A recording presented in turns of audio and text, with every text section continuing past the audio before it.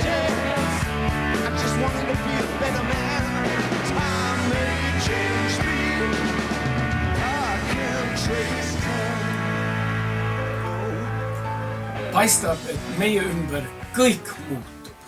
Põhja- ja Lõuna-Korea suhted, Ameerika ja Iraani suhted, sulide vahetus Tallinna linnatransport aktsiaseltsis, riigi haldusminister ja töö- ja terviseminister. Tundub nagu mul oleks déjà vu Eesti valimispäeval. Oleme olnud siin varem, teame, mis juhtub ja meie võim ei muuda mitte midagi. See on sama tunne, mis esitles näitleja Bill Murray filmis Groundhog Day või Mets ümiseja päev, milles iga päev kordus samuti. Vaata näiteks 9. mai pühitsemist Venemaal.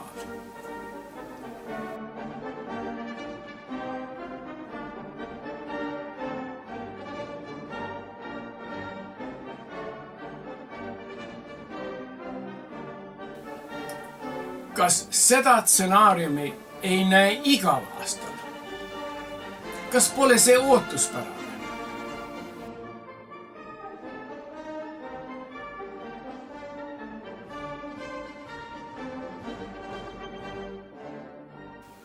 Ja kui lapsed õpetakse sõjalikult välja, siis minu elupäevadel Venemaal küll midagi ei muutu.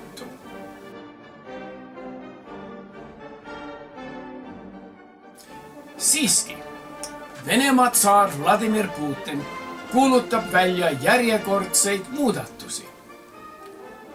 Kui tavaliselt lehvitab koer oma saba, nüüd saba lehvitab koera.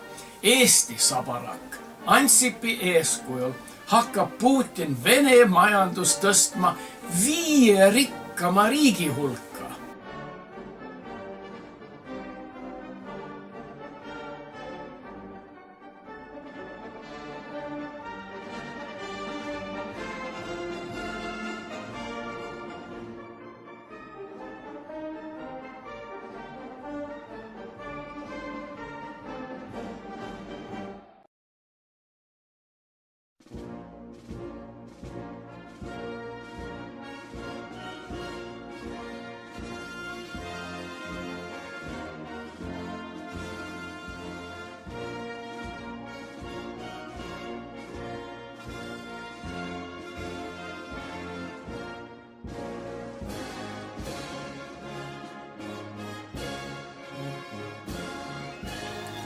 Nagu Eestis, kui valitsus teeb rahva vaeseks, ei kasva majandus.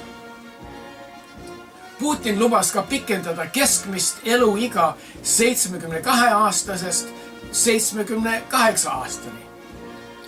Muidugi see on täitsa võimalik, sest tema saab seda teha lihtsalt käsuga KGB-le. Aga muu muudatusi pole mõtet loota.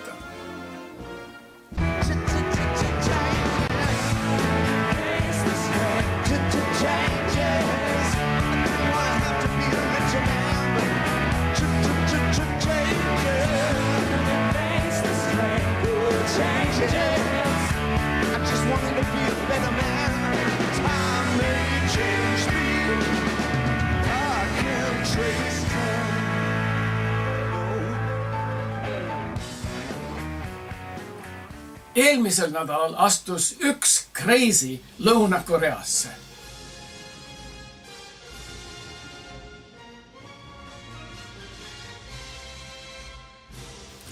Mõnele ta ei paistnudki crazy olevat. Suur naerutus oli näol ja meedia ees käitus enam-vähem normaalselt.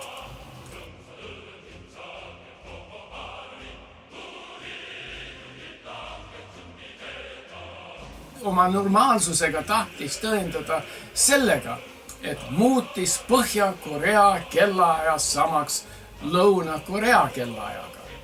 Aga muidugi 100 aastat tagasi. Kuigi palju Kim Jong-uni veiduseid jäid kaamera silmast peitu, on ikka mõningaid asju, mida nägime ja millest võib ka rääkida. Selles kaadris on näha, kuidas Kim jõudis piiritsooni. Naeruväärne on, kuidas tema ihukaitse pidi auto kõrval jooksma. Aga mis nägemata jäi, on see, et tema iialgi ei sõida üksikus autos, vaid on autokolonn, mis koosneb identsetest Mercedes autodest. Nii et ükski potentsiaal palgamõrvar ei oskaks teda tabada. Ja ükskõik, kus ka Kim ei reisi, temal on alati kaasas oma isiklik WC-pott. Seekord oli WC ühes kolonnis olevas Mercedeses. Ja see pole mingi nali.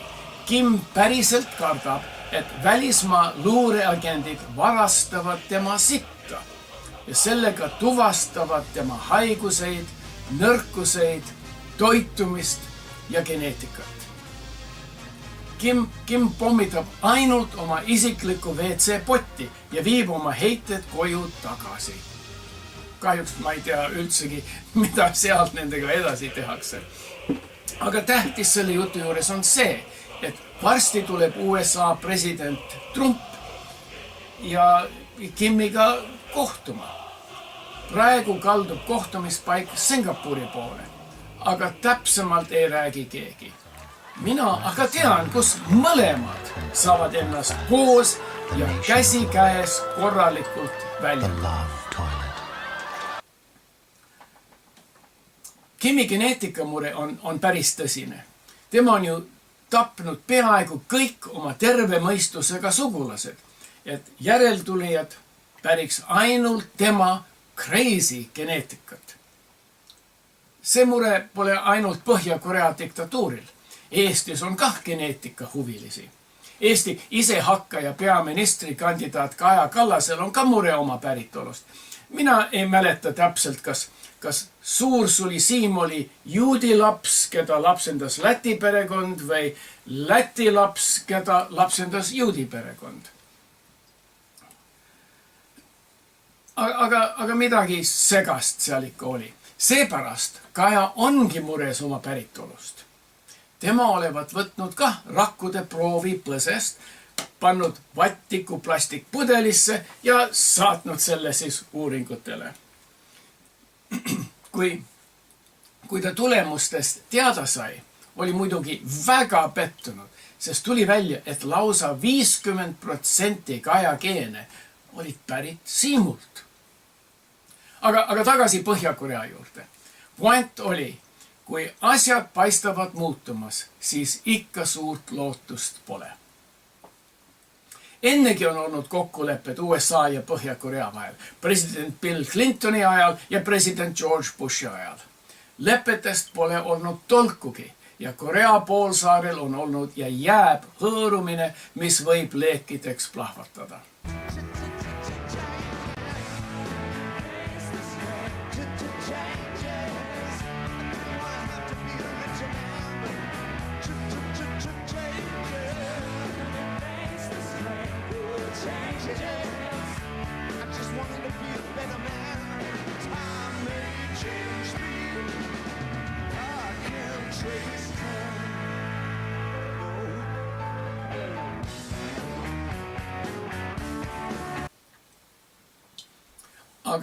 Aga jätame selle masendava muutumatu muudatuste jutu. On uudiseid, millest peaks natuke teadma, aga on ka uudiseid, mille teadmine teeb südame soojaks. Sellist südant soojendavat uudist tahan teile kah jutustada. Tuntud näitleja Russell Crowe lahutas naisest. Alimendid mõtles ta tasuta suure oksjoniga, milles pani müügile oma filmikarjääri tuntud mälestusesemed.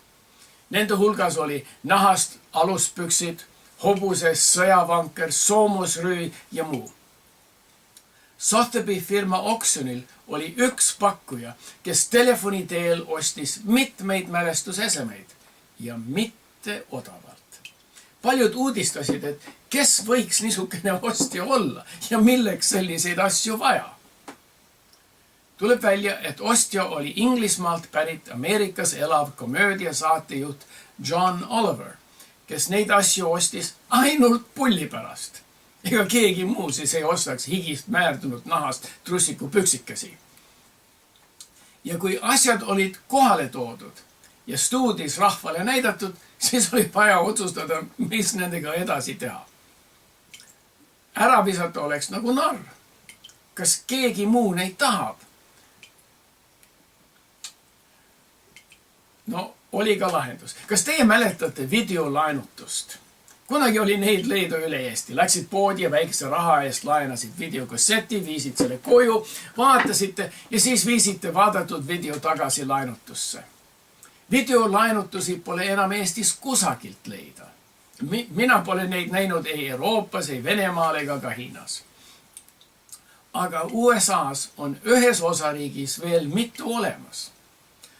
Alaska osariigis pole väga hea interneti läbi.